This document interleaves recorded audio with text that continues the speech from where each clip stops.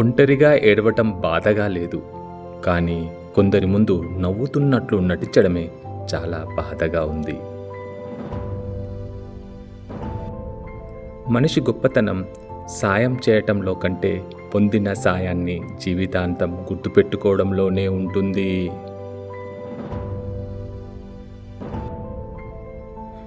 ఇతరులను ఓడించడం సులువే, కానీ ఇతరులను గెలవడం కష్టం.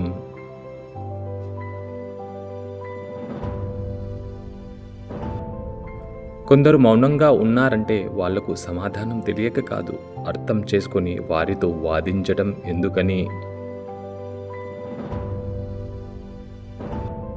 మనమంటే ఇష్టం ఉన్నవారు మన మాటల వెనుక బాధను అర్థం చేసుకుంటారు. మనమంటే ఇష్టం లేనివారు ప్రతి మాటలోనూ తప్పుల్ని వెతుకుతారు.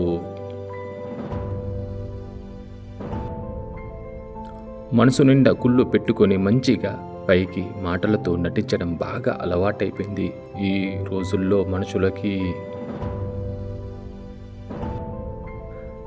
అత్యంత ప్రేమానురాగాల్లో ఉండే తల్లి పిల్లలకు మధ్య కూడా ధనం విరోధం తెస్తుంది.